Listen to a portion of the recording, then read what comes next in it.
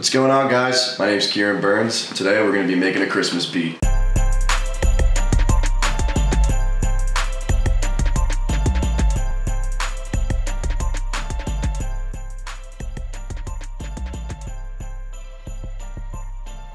I started playing drums about 15 years ago. I got a drum set for Christmas, and ever since then I've pretty much been playing the drums. It was about a year ago I started making beats a little bit more seriously. It was just like a natural progression. I was able to pick it up pretty quick. Just using really GarageBand, just really standard stuff. Comes on every single Mac. Now I use Logic Pro.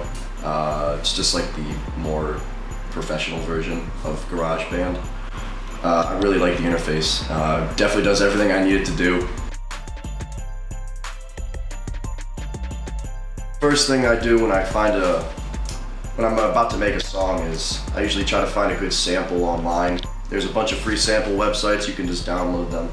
So usually I am listening to, I don't know, 30 or 40 samples, and then I can usually hear the beat right away in my head.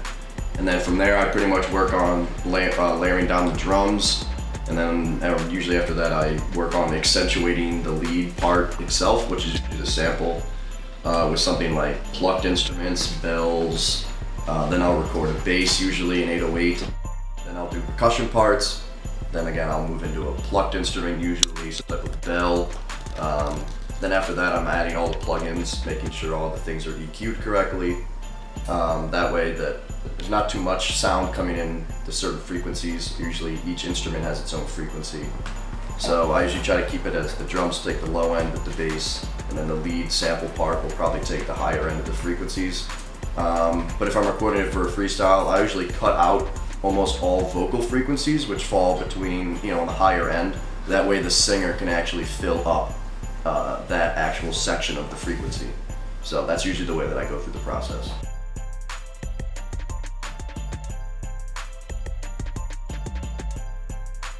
The one that I made today, the beat took about maybe a total of an hour. Pretty fortunate. Sometimes they can take days and weeks.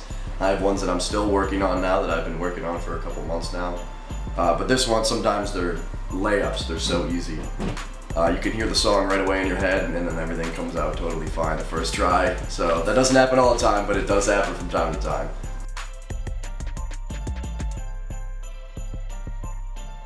So definitely some type of jazz elements. I usually try to add some type of woodwind in usually all my songs. I just really like the way that it fits in like a hip hop style. But in terms of like specific people, in terms of specific producers that I find influential, certainly people like Metro Boomin right now are just on the top of the game, and then London on the track. There's tons of people that I really think that are interesting. DJ Mustard, and then even people like J. Cole who make all their own beats. I know Mac Miller makes beats that I listen to that I think are really great, and he uses a lot of jazz implementation and live music. And those are, definitely things I like to try to put in my songs.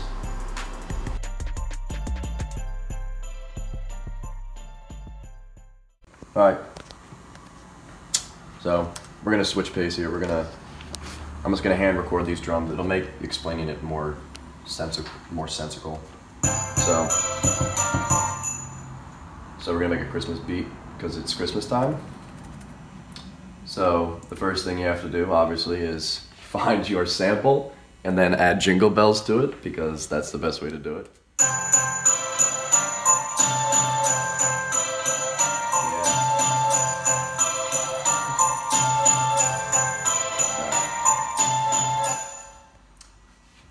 So the first thing, obviously, right here, we're gonna get situated on the pad here, and we'll get this baby rolling. First thing we're gonna record is the kick drum.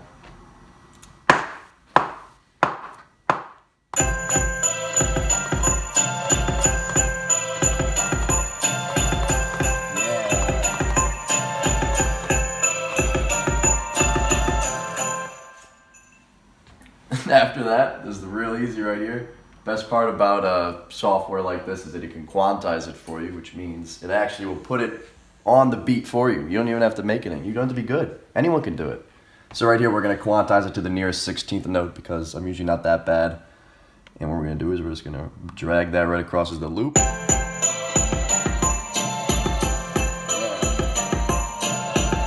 Yeah, I'm digging that.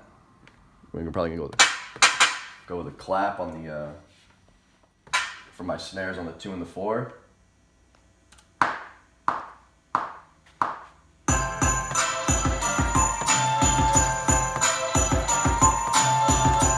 That's all we're gonna have to do right there. That's real easy. We're just gonna drag that right across. See how this sounds? Oh yeah. It's got a little bump to it now. Yeah.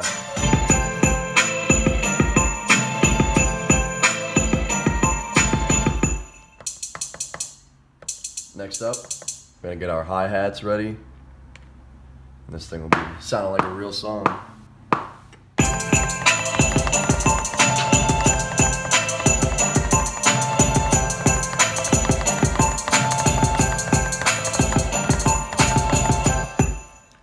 Alright, baby, and look at that, already quantized. There's all your hits right there. Look at that. And drag that baby across, man.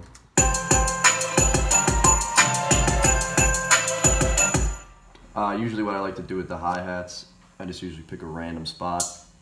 Those ones look good to me. We'll copy it, and we're gonna actually do this in double time, just to give it like more of a, yeah. And you'll be able to hear the difference.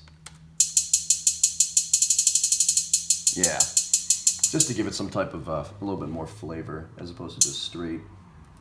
Just pick a. I usually do it. I literally do this at random. I'll just pick random spots. You know, that probably sounds good.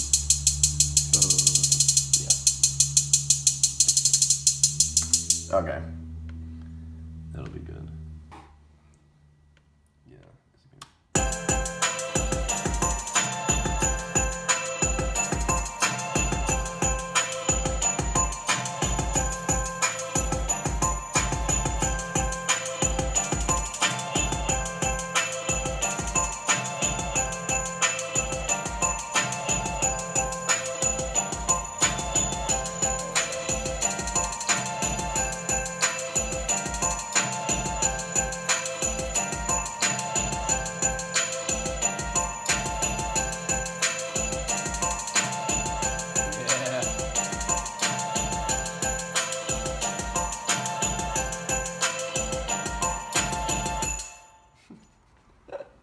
Alright, that sounds pretty good. We'll add in the bass that I've already recorded. I already recorded this bass, but if anybody is curious, and anyone likes to read music, this is I can give it to you right here, off the score for it.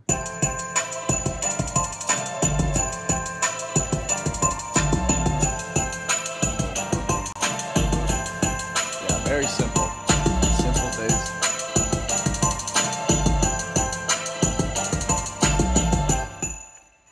And this actually, this hand recording, just to give it like another layer, I was doing this earlier today.